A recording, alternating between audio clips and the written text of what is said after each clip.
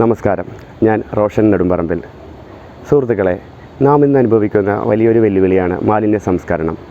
മാലിന്യങ്ങൾ നമുക്ക് വെല്ലുവിളിയാവുന്നത് കൃത്യമായ മാലിന്യ സംസ്കരണ പദ്ധതികൾ ഇല്ലാതാവുമ്പോഴാണ്. കൃത്യമായി മാലിന്യങ്ങൾ സംസ്കരിക്കുന്നതിൽ നമ്മുടെ നിലവിലെ അധികാരികൾ പരാജയപ്പെട്ടതിൻ്റെ ഉത്തമോദാഹരണങ്ങളാണ് അഞ്ചുതൈക്കൽ ബണ്ട് റോഡിലെയും കുണ്ടന്നൂർ തേവരപ്പാലത്തിന് സമീപത്തെയും മാലിന്യ കൂമ്പാരങ്ങൾ. ഇതാണ് 16-ാം ഡിവിഷനിലെ അഞ്ചുതൈക്കൽ ബണ്ട് റോഡിൽ സൗന്ദര്യവൽക്കരിച്ച വാക്ക്വേക്ക് സമീപം മാലിന്യങ്ങൾ കൂട്ടിയിട്ടിരിക്കുന്ന ദൃശ്യങ്ങൾ. ഇനി നമുക്ക് കുറച്ച് മറ്റ് ദൃശ്യങ്ങളിലേക്ക് കൂടി കാണാം.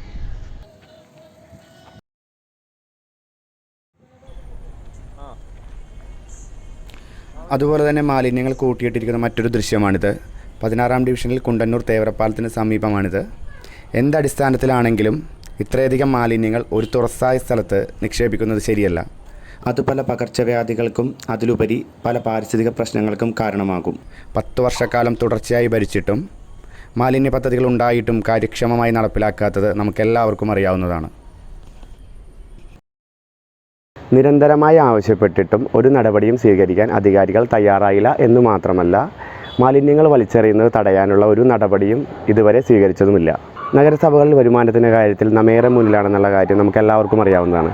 എന്നാൽ നടപ്പ് സാമ്പത്തിക വർഷം പദ്ധതി വിഹിതം ചെലവഴിക്കുന്നതിൽ നാം ഏറ്റവും പിന്നിലാണെന്നുള്ള കാര്യം നമ്മളെല്ലാവരെയും ഞെട്ടിച്ചതാണ്. 10.2 കോടി രൂപയാണ് മരടിന് ഈ വർഷം സർക്കാർ അനുവദിച്ചത്.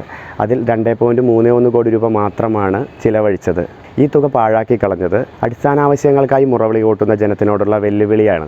കൃത്യമായി ഫണ്ട് നിലവിലെ ആവശ്യങ്ങൾ കണ്ടറിഞ്ഞ് ഉപയോഗിക്കാൻ സാധിക്കാത്തത് നിലവിലെ ഭരണാധികാരികളുടെ കഴിവുകേടാണെന്നതിൽ സംശയമില്ല. ഇവിടെയാണ് മാറ്റം അനിവാര്യമെന്നത് ഞങ്ങൾ യുവതലമുറ മനസ്സിലാക്കിയത്. ജനങ്ങൾക്കിടയിലേക്ക് കാര്യക്ഷമമായി ഇറങ്ങി പ്രവർത്തിക്കാൻ കഴിയുന്ന യുവതീ യുവാക്കൾക്ക് അവസരം തരണമെന്ന് വിനീതമായി അഭ്യർത്ഥിക്കുന്നു.